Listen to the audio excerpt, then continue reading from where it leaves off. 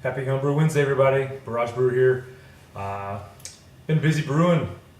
In the last week, I've brewed twice.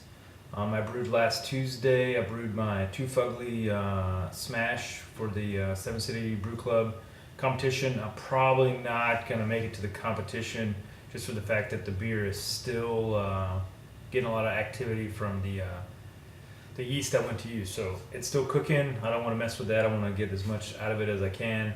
So I may not be able to participate in it, but I would still,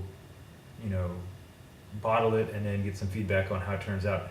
It turned out to be a little bit bigger than I thought it would be. I think the initial bricks before the boil were 11.8, and then it finished out at 13.2. So it was it's pretty rich. I don't know if that was because of the two row, 10 pounds of two row, and then a little over, I think, just under 5.5 ounces of Fuggles hops for the whole thing. So there was three 1.5 ounce additions throughout the boil at the 60, 15, 5-minute boil, and then dry hopped 1 ounce in there. So I'll take it back. I did a flame out 1 ounce at the end, so it ended up being 5.5 ounces total. So it turned out to be pretty nice. It was amazing. That amount of hops made the beer look really green when it was in the boil. So hopefully that falls out and it gets to a more expected color anyway for this thing. So I mean, it was it looked like Hulk green from all those hops and just using two row, which is really light. So that was last Tuesday. So because of that, didn't get to make a Homebrew Wednesday video last week. And then this past weekend, Lermo and I brewed. He brewed his lawnmower beer for the Seven City Brew Club, and then I was working on my SJ pour beer so I could get that going. Hopefully next week I'll get my lawnmower beer going. So I ended up doing it's going to be a porter. Got a secret ingredient for the SJ Pour Challenge. So it's another porter. We tweaked the recipe from what I did on my previous porter that I did for St. Patty's Day, which was an Irish whiskey vanilla porter. This one ended up being a total grain weight about 12 pounds, 14 ounces, so almost 13 pounds. Had a couple different types of chocolate malt, some roasted barley, some 90, some 55, some Munich.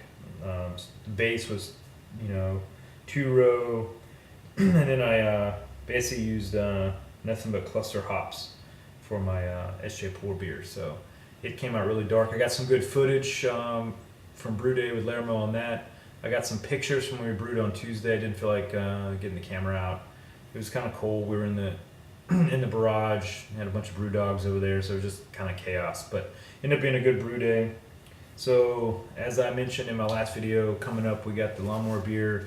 I'm gonna do an ESB. Larry did the ESB. ESB seems to be a way to go. I'm gonna do a different ESB than he's doing. I found a couple recipes that I like. I'm gonna tweak them. Can't put too much out on that because I'm not sure what I'm gonna do yet, but it should be pretty good. And the beer for today, Wisconsin Dreamin'. So got a Wisconsin Brewing Company American IPA that I picked up when I was in Wisconsin last time. So going to pop the top on that using my really old bottle opener. If you don't know, Norfolk is all about mermaids, so you can get mermaid stuff everywhere. So pretty cool little bottle opener. So every time I go to Wisconsin, I bring back Wisconsin beers. So I'm not too familiar with Wisconsin Brewing Company. I'm more of a Sprecher guy or New Glarus, but I got a sampler of theirs and they turned out pretty good. So this is commercial beer, but this is their American IPA.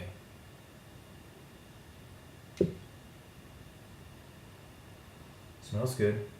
Not very floral, just like a slight hop bitterness on the end. Oh, that's good. I would drink that every day. That's really nice. Well, anyway, happy Homebrew Wednesday, everybody. Enjoy the footage, and please leave me some comments.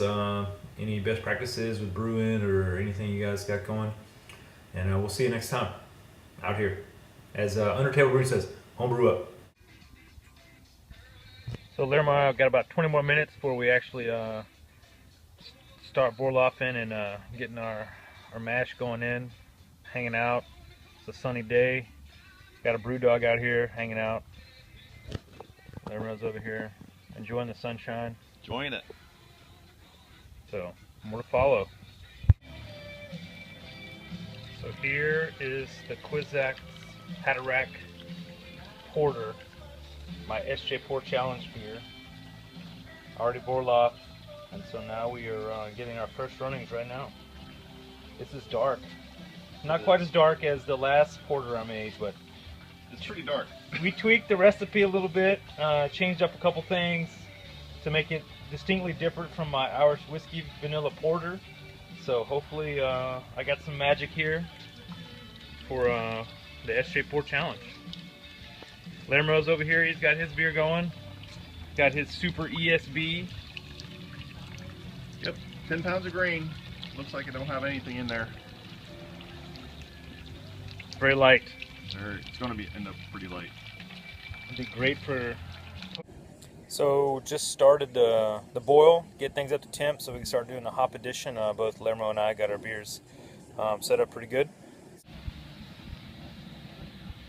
At 170, got to get up to boil on the Kwizatz Haderach Porter, and Lermo's ESB is about 180. He's got a much better burner than me, so he gets the heat a little bit faster.